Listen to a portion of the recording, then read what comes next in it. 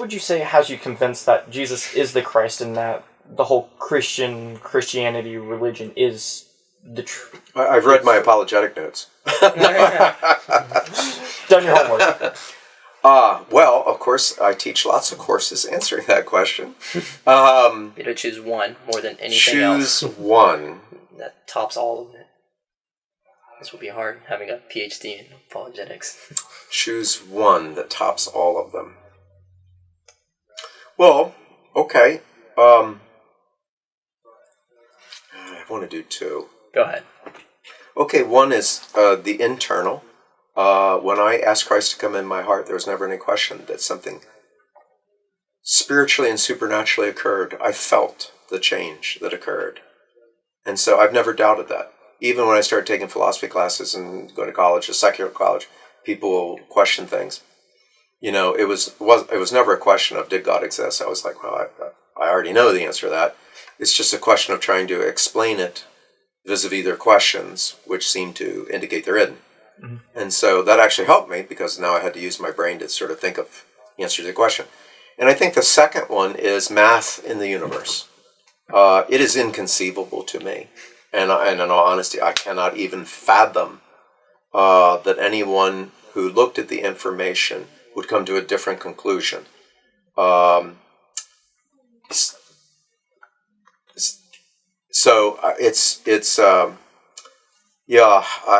guess that is, maybe go a step further. One of the things that I've done in my life is push something to its logical conclusion. I know what the logical conclusions are of the no God thesis. There isn't any morality. There isn't any meaning. Accidents are without meaning by definition. Morality must be reduced to the individual. If morality begins with me, it must logically and necessarily end with me. So I push things to the logical conclusion. So I guess the strong answer to your question, or the final answer to your question, is I have investigated the possibilities of atheism and there not being a God. And I don't really believe that people actually investigate to its logical conclusion. I think they have to be like Bertrand Russell, who said, even though he's an atheist, he said, I have to tell myself lies of meaning every single day to make it through the day. And I think that people who really don't believe in God, that they really would be like Albert Camus, who writes, the sun was in my eyes, I killed a man today. But Camus can't pull it off, because by the time we're done, he's trying to find meaning in the brotherhood of man. And so I really think that most people don't understand Nietzsche's writing, because if they did, and they actually said God is dead, they would come to the logical conclusions. And therefore, there is no up or down, right or wrong. Therefore, the question of why loses all meaning. And so the answer to your question is, I have investigated the concepts, and I can't imagine why anybody would believe it. All right, so Dr. Davis, I'm sure in your lifetime you've seen many miracles happen, no doubt. And so we interviewed Dr. Golden the other day, and he actually mentioned a miracle that happened in the chapel here on campus. A girl's heel or foot was healed, and so he was telling us that we should ask you about it too, to hear your side of it. Okay, so Dr. Golden and I received permission to do a healing service, and we didn't really broadcast it that much. We just sort of talked about it in our class. Anybody wanted to come, what have you. And so we did it in Johnson Chapel. And one of the gifts of the Spirit is called word of knowledge. And there are times where God will just simply speak to me a word where someone's being healed. And so sometimes they're very descriptive, and they're so descriptive, I'd say they preclude the possibility of a good guess. And or stretch the imagination of, you got to be kidding me, sort of thing. And so an example of that was while we were in Johnson Chapel doing the service, Holy Spirit spoke to me and said very clearly that there was someone there who had a hole in their foot, and that in fact they were missing bone in their foot, and that God was healing that hole and filling it with bone right at that moment. And so I knew that it had occurred, and there's just times where I know very clearly that the Lord has spoken. And it happens a lot with healings. And so I just said it, and I said these words. There's someone right here. The Lord is healing your foot. You have a hole in your foot. You know that it's there. It's been confirmed that there's a hole in your foot, and the Lord is filling that hole with bone. And as soon as I said that, a young lady said, "It's me." And she said, "I felt something happening to my foot." And she said, "It's exactly what you're saying." She said, "I was born with a hole in my foot, and I was born without any bone, and there's never been any bone in it." And she said, "When you said that, right where the hole is, I could feel it as if the foot was being knit together." And she gave testimony. Of course, we don't have an x-ray. We don't have an x-ray machine there.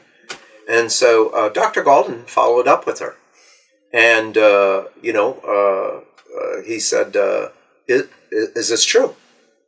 And she said, "Yeah, it's true." And he said, "How do you know that it's been healed?" And she said, "I went back to the doctor, and there's an x-ray." And she said, "I'll be happy to show you the x-ray of a foot without a hole in it. And it is filled with bone." And Dr. Galden told me, he said, I talked to this girl, this is exactly what happened. And I said, yeah. and because there's times when the Lord speaks to me so clearly that there's just no question in my mind about it. Does it happen that way all the time? No, it does not. But there's times where it's that clear.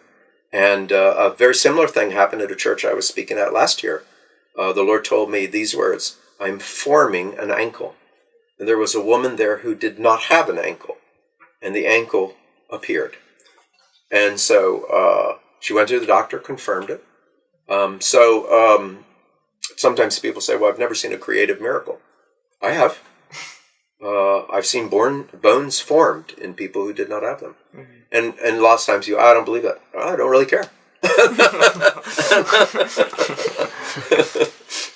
So that's what happened in that instance. That's an awesome story. And so I'm sure throughout the course of this interview, you've left the audience a lot to think about. But for our final two questions, we ask all the professors this: if there was one thing you could tell all not-believers, what would it be? And if there's one thing you could encourage all believers with, what would that be? And you could choose which one to answer first. It's up to you. First I'll answer for believers. Don't sell your faith short. And what I mean by that is, a lot of times we don't understand how powerful our faith is intellectually and conceptually. And it is easy to understand why people do that, because they're content with the fact that they love Jesus, Jesus loves them. But there's a world of people dying to hear the answers we have. And so I think that it's our job to understand our faith more fully, both for ourselves and also for those who don't know him. And part of the way that I got into apologetics is very simple. I wanted to be able to tell people about what happened to me, and people would have questions. And the result of their questions led to me needing to investigate what the answers are. And so I would encourage everybody, not everybody is called to get your PhD, I would save you from that. But I think everybody is called to have an answer ready for those who ask for the hope that is within them. And so I think that's our job.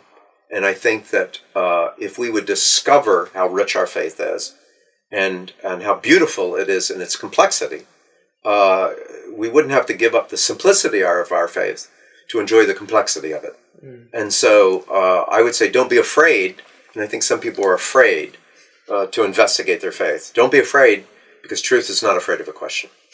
It relishes an opportunity to have greater revelation. What was the other question? Non-believers. What's one thing? What would I say to non-believers? Oh, wow, gosh, of course, lots. Non-believers. The greater the book cannot be known. Yeah, lots of things. I think that it is highly unreasonable and illogical that the complexity of order in our universe could be an accidental occurrence that occurs out of chaos. I think believing that is more faith than I'll ever have. Because to believe that this amount of complexity is an accident, and even say, well, it evolved. Yeah, okay, the DNA has 3 billion letters in it. It has a code on it. And if you put all the information together on a sheet of paper and did both sides, it would be higher than the Eiffel Tower. I think that is impossible to believe that kind of complexity is an accidental occurrence.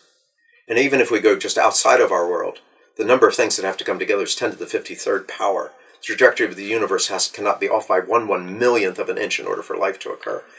I think at a certain point, it boggles the imagination, as Albert Einstein once said, that this is all a roll of the dice. He said, I just simply cannot believe that. And I think there's been a lot of people who've looked at the universe and just said, the math is compelling.